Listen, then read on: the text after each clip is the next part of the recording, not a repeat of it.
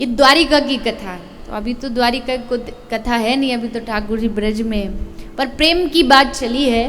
तो एक दिन द्वारिकाधीश श्री कृष्ण बैठे थे, नारद जी घर आए। अब नारद जी का तो आपको पता ही थोड़ा सा विनोदी स्वभाव है, थोड़ा यहाँ वहाँ आनंद लेते घूमते रहते हैं।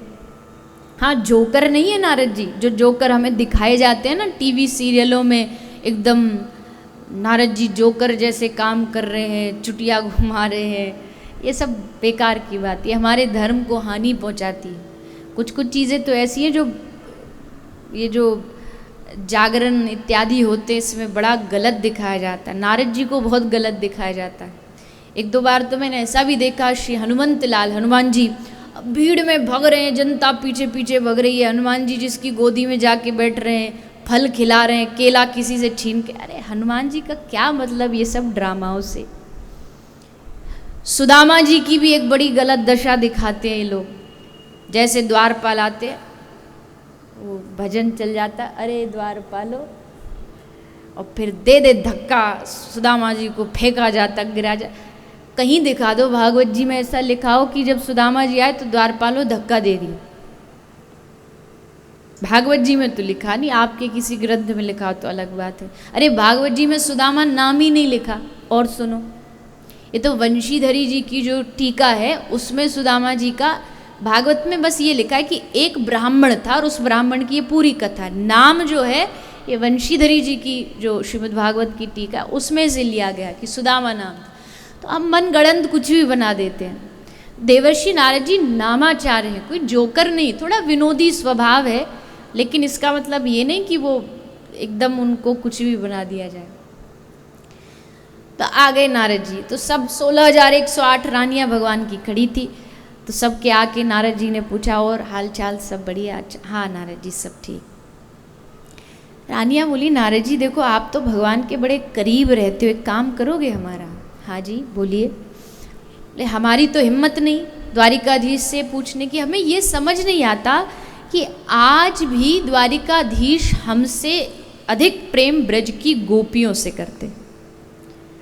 और तो और हमने रात को कितनी बार कृष्ण को रोते रोते ये नाम कहते हुए सुना है, राधा राधा राधा।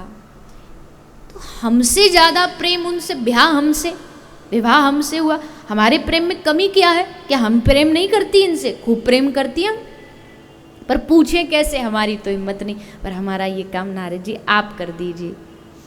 नारद जी बोले ठीक है अभी करे देता हूँ। नारद जी गए द्वारिकाधीश के कक्ष में, जैसे देवर्षि नारद जी घुसे, नारद जी ने सोचा प्रश्न पूछूंगा, पर वहाँ तो पूरा बखेड़ा खड़ा हुआ था। क्या हुआ?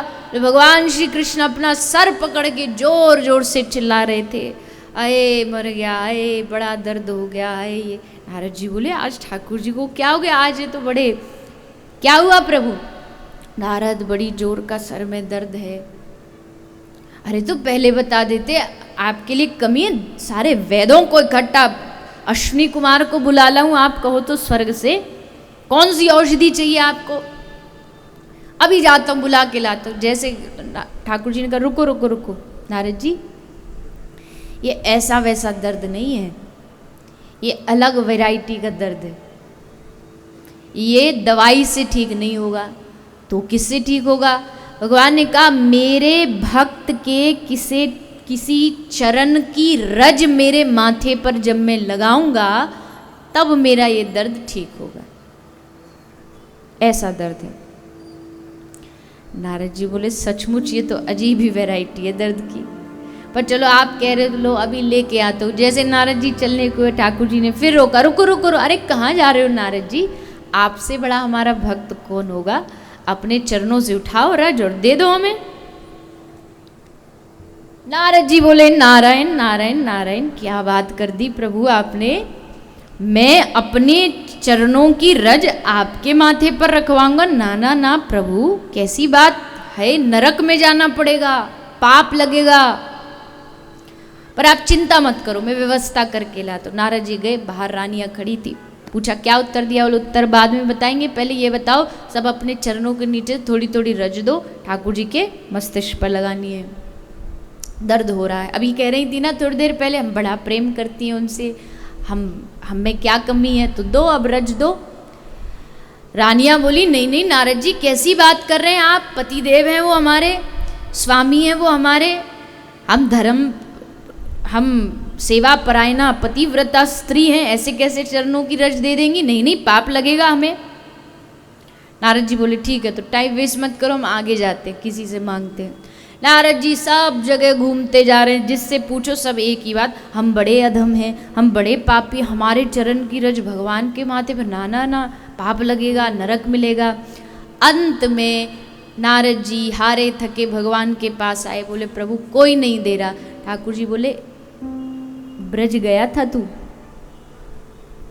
गोपियों के पास, प्रभु जब इतनों ने नहीं दिया तो वो क्या देंगी, वो तो आपकी और भी ज्यादा परम भक्त है, वो तो कतई नहीं देंगी कि नहीं नहीं हम अधम कहाँ, जा तो एक बार कोशिश तो कर। नारद जी आए ब्रज में, यमुना का घाट था, सारी गोपी पानी भरने के लिए एकत्रित थी, कृष्ण चर्चा चल रही थी। जैसे नारद जी को देखा रोम रोम खिल गया, आहा नारद जी आज जरूर कोई सूचना लाए होंगे द्वारिका से। सब प्रसन्न हो गई, नारद जी को घेर लिया, कहो कहो हमारे प्रियतम कैसे, श्याम सुंदर कैसे। नारद जी ने कहा फिलहाल तो बिल्कुल ठीक नहीं है, बड़ा उनके सर में दर्द हो रहा है, चरण की रज चाहिए, कोई देने को तैयार नहीं, सब कहते हैं कि पाप लगेगा, नरक मिलेगा। लास्ट में तुम्हारे पास आया हूँ। जैसे गोपियों ने सुना, सब गोपियों ने रज नहीं पूरी मुट्ठी भर भर के ले करके अपने चरणों की रज नारद जी के झोली में डालती गई। बोले लो जितनी चाहिए लो, और जल्दी जा करके ठाकुर जी के माथे पर जल्दी से जल्दी लगा। नारद जी जाने लगे, पर जाते जाते कहा गोपी एक बात पूछूं? हाँ हाँ पूछिए। एक बात बताओ, क्या तुमको जरा भी भय नहीं लगता कि वो भगवान हैं, हम उनके दास हैं, हमारे कर्म अच्छे नहीं, पापी आदमी, हमारे चरण की रज अगर उनके माथे, कितना घोर पाप हो जाएगा, अनर्थ हो जाएगा, नरकगामी होंगे हम लोग। तब गोपी ने मुस्कुराते हुए कहा हे नारद, ये लाइन जो समझ गया वो प्रेम को समझ गया। गोपी कहती है हे नारद, अगर कृष्ण को सुख देने के लिए, कृष्ण का दर्द दूर करने के लिए मुझे नरक भी जाना पड़े तो एक बार नहीं 1000 बार में जाने को तैयार, 1000 बार जाएंगे नरक में। नरक में भी रहेंगे तो ये खुशी रहेगी कि हम अपने प्रियतम को सुख दे करके आए।